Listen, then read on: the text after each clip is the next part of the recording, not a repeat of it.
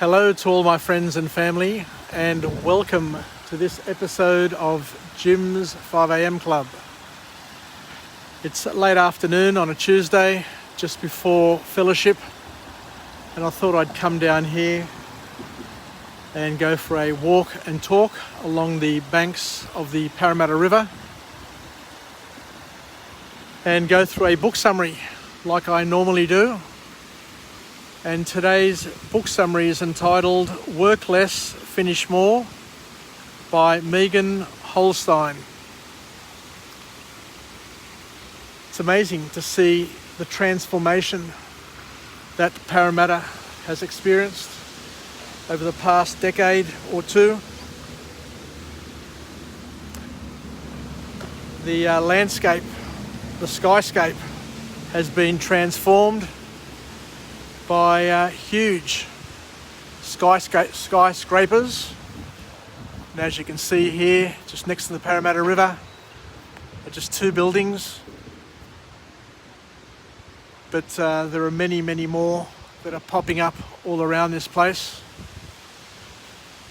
So let's go for a bit of a walk and talk. And I've just come across a couple of ducks here with a brood of little ducklings. There's 2, 4, 6, 8, 9 ducklings in this little group. So I'll get a little bit closer to them without disturbing them too much and just basically talk about this book, this wonderful book that I've come across. So this author here kicks off the book here with a very important a very important quote that will get us thinking. She says that one of the most unfortunate realities that duck headed towards me here, got a little bit scared, but it's all okay. One of the most unfortunate realities about being productive is that most about what we do is a total waste of time. No truer words have ever been said. So for people in their lives, the most important lesson for each and every one of us is that most of the things that we do are a waste of time. So I hope I'm not stressing these ducks out too much, but how beautiful are they? How beautiful is nature? 2, 4, 6, 8, 9. 9 ducklings and a mummy and a daddy duck. So I'd imagine the duck that is trying to chase me is the father, and the other one's the mother. Don't know what sort of ducks these are, but I'll try and find out. But the important lesson, I guess, from this book here is that productivity is about creating better quality work and making better use of one's time. But what we've learnt over the years is that busy doesn't necessarily equal productive. I remember over the years working in many organisations where a lot of people prided themselves on being busy, but they weren't all that productive. And I learnt with time that working long hours wasn't the answer for productivity, but it was more of a cultural thing within each of the organisations. How many times we've worked back late, not because we have to, not because we want to, but because it's the right thing to do to tick the box so that we can become a partner one day, or we can become a manager, or whatever it is. But I guess I learnt the hard way that it's not necessarily how many hours you put in, but what you get out of those hours, which determine whether or not you're going to be a big success within the organisation or in that career that you've chosen. So let's move off. I'll let these ducks go. I'll just go a little bit closer and see if I get chased again. Here we go. Yay! How much fun is that? Is a goer, Daddy Duck. Anyway, the author says here that there are 6 principles of productivity that everyone should follow. And similar to science, productivity works based on principles. And, hey, here we go again. He's coming back. He's coming. Here we go. Hey, here we go. We're heading this direction now. Oh, somebody threw some bread down. There you go, mate. Here we go. We've got a good Samaritan who comes down here and brings bread to feed the ducklings. How beautiful is that? Just goes to show that there are some good people left in the world. Anyway, I'll head off and let the gentleman just feed his ducks and enjoy this moment in the afternoon. So there are 6 principles of productivity according to the author. And the first principle I learnt very early in my career, and it's called the Pareto Principle. It's basically the 80-20 rule, where we learn that it's important to focus your attention on the items which make the most difference, because not everything has an equal weighting. So it's basically about touching things once, don't overwork things, and prioritise what you're going to do. So the effort that you expend is on the things which generate the greatest return on your investment of time. The other thing that he talks about here is that motivation. A lot of the things like motivation doesn't matter how motivated we are. It's all about being disciplined, is the message that the author talks about, and that willpower basically doesn't work.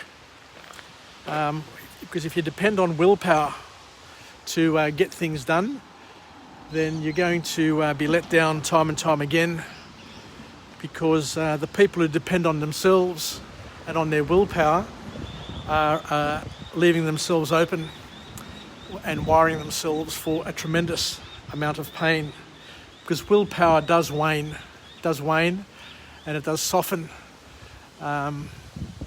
depending on what you're going through, I guess is the best way of explaining it.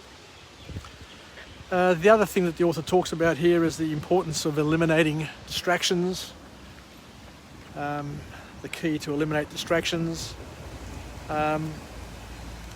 and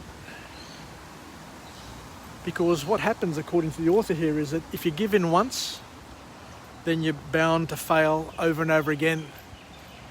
So try and stay strong, stay focused is one of the key messages here. The next message from this author is that multitasking is a myth. Learn to focus on one task at a time and be good at delivering on that single task. And the next point here is that big achievements come from consistent small actions. And it's these actions and the habits that we adapt and we adopt that make the most difference. I've just been overwhelmed by the bouquet from these jasmine flowers. It's like I'm in heaven. Absolutely beautiful. I just love jasmine. So the next formal point to come out of this book from this author is that being productive implies prioritising and giving up on meaningless activities. This is the toughest thing of all. The toughest thing of all is to be able to identify what's meaningless and what's a waste of time.